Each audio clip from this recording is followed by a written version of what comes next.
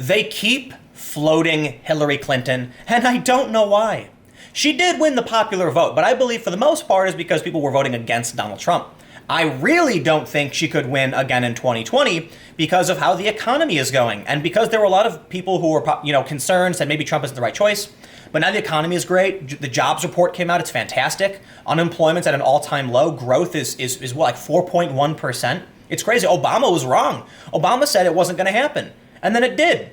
And now I think Obama's saying like, oh, he's the one who did it. It's like, come on, man. Everybody always claims the good things came from them, the bad things came from somebody else. The economy's doing great. There's a big there's a deficit. Maybe the increased supply and demand and trade will offset that. I don't know. Maybe not. The point is, Trump did something, and now things are great. 2 years on. Okay. Will Hillary Clinton beat Trump? No, of course not. Because even people first of all, there was a sour taste in everyone's mouth. The fact that she lost. One of my favorite jokes, the punchline is that Hillary Clinton was the only candidate, or she was the candidate to lose the easiest election in U.S. history. Like beating Donald Trump should have been a no-brainer for anybody, but I guess Hillary Clinton just couldn't do it. Now, to Trump's credit, he had a lot of attack vectors against Hillary Clinton. Or I shouldn't say to his credit, but to the detriment of Hillary, her long-standing career gave a bunch of holes that Trump could exploit, and Trump, he's not a politician, so she didn't really have that opportunity. But she did terribly. She did terribly. And the Chicago Sun-Times has this article, Hillary Clinton remains the Democrats' best chance to defeat Trump in 2020. No! Maybe Bernie Sanders. But I look at, I want to give Obama credit, okay? Don't like his foreign policy. Don't like some of his domestic policy. Gotta admit, though, he was a charismatic and strong individual. And you can deny it. You could hate Obama all you want, but it's true. It's a fact. I watched that rally he did just the other day, and he's got the furrowed brow, and he's going, "Hey, I'm Obama. You got to vote. You got to do this thing." And I'm like, look at that face. He looks like he was angry and charged up, and he was able to rally a crowd. When he would yell fired up, ready to go, and yes, we can, all that stuff. That stuff works, right? A good slogan, a strong voice, a booming, voice. Hillary Clinton does not have that. No other Democrat has that. I watched Obama give the speech, and I was like, where is the Democratic candidate who has that kind of power behind their voice? I think, one of the main gripes I have with Obama, foreign policy stuff, disposition matrix, he was killing people overseas without charge or trial. American citizens, I understand the U.S. assassinates people all the time. I don't like that either.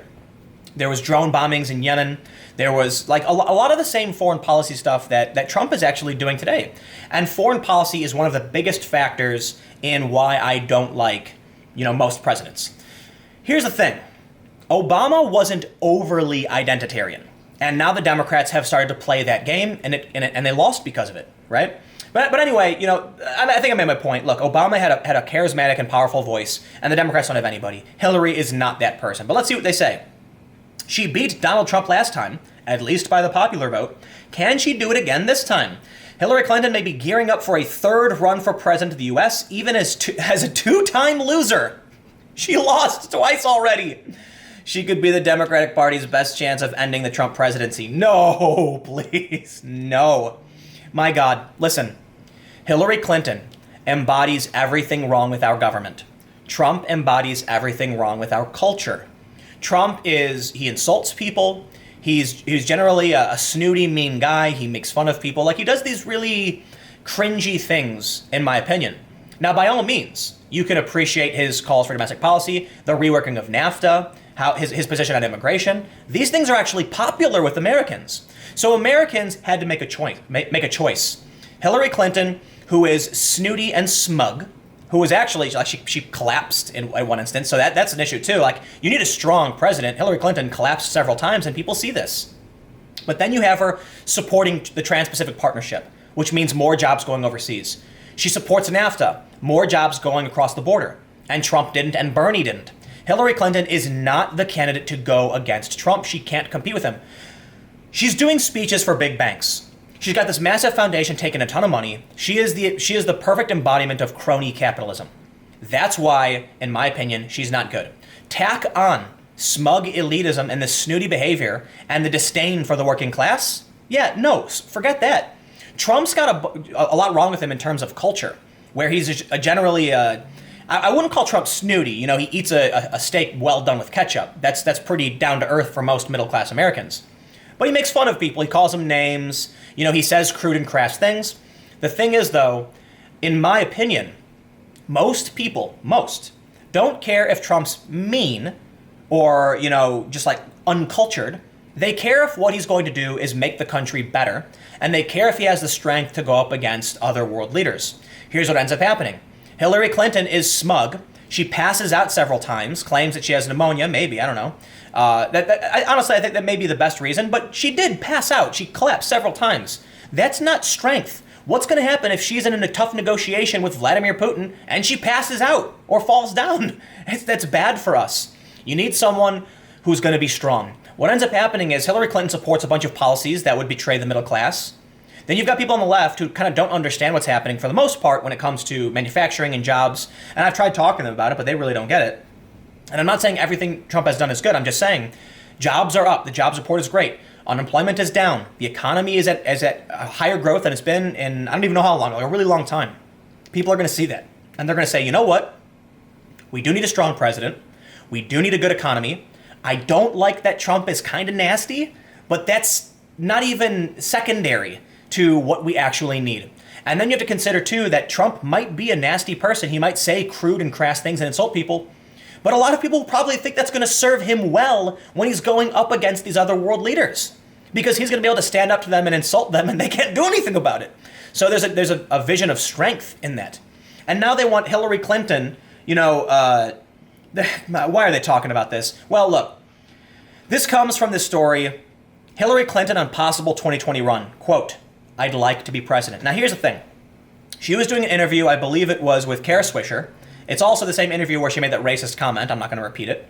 But she was asked whether she would run for president. So it says, during a far-ranging interview with Kara Swisher of Recode, Miss Clinton initially said no when asked whether she wanted to run for president again. She then paused and repeated no. Did they ask, do you want to run or will you run? And this is the issue.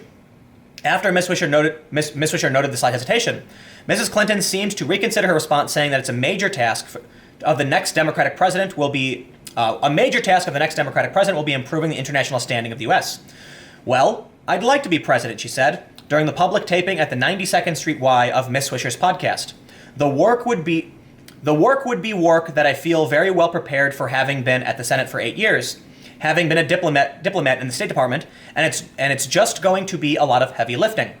But after the remarks were widely reported and dissected on social media, Ms. Swisher tweeted Monday that the reaction seemed to be out of proportion to what she actually said. And we're going to break this down. "Tweep, simmer down," Swisher wrote. "While it perhaps sounded like Clinton refused to rule it out, my take is she was basically implying she wishes she were president and doesn't relish running again. Except everybody knows you can't announce you're running for president because of FEC regulations. FEC, right? Federal Elections Commissions or whatever. The point is, the moment you say, yes, you're going to run, you have a bunch of constraints on fundraising. So what these people do, everybody, it's why Michael Avenatti hasn't said he is, but we know he is. It's because they can go and give lectures for $1 million and it's not illegal. They can give a half-an-hour speech to Goldman Sachs for $300,000 and then a week later go, I've decided to run for president. Then you have that money because Goldman Sachs can't actually donate to you if you are running. Hillary Clinton said no.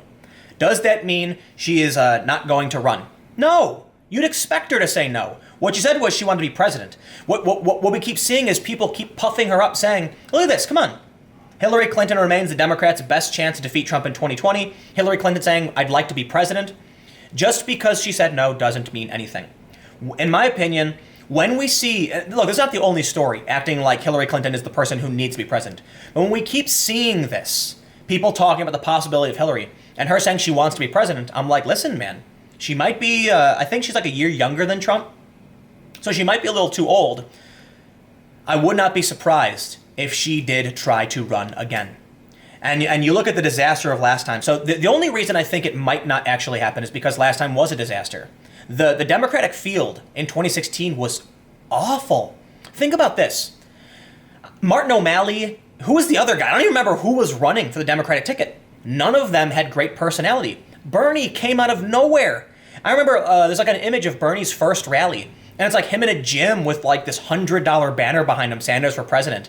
And he went viral because young people were like, dude, this guy's legit. Hillary Clinton is not legit. And so the tiny microscopic field of Democratic candidates whittled down to Hillary and Bernie almost immediately. And Bernie would have won the nomination if the DNC didn't cheat, which they did. We all know they did. And this is one of the reasons you might find me as a disaffected liberal who hates the Democrats, because it's like Obama felt like change. He was saying all these things. I'm a skeptic, right? I'm anti-authoritarian, so I'm a bit of a rogue in some regards. So I look at when Obama was coming around, I'm arms crossed, and I'm like, yeah, I don't know about this guy, and I voted for him. I don't know if I said that in the past or what I said on it, but full disclosure, I voted for Obama one time because it felt like something different, and you had this rhetoric around like this is a different kind of politician. This is not what we've seen before, and then it turned out he was basically the same thing. And then Bernie Sanders felt like someone dramatically different. He didn't come out of nowhere. He had decades of history, right? And then what happens? He starts winning. And then I'm feeling like, whoa, we might actually have a guy like Bernie Sanders get into the presidency, and that's going to be a dramatic change from what we're used to. Something new, and it felt genuine. And the Democrats stole it. Now I hate the Democrats. And, so people bring that up. But the point is, Hillary Clinton was the wrong choice.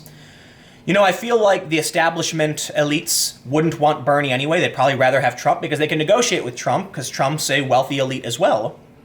But Trump's still a bit of a maverick, a rogue.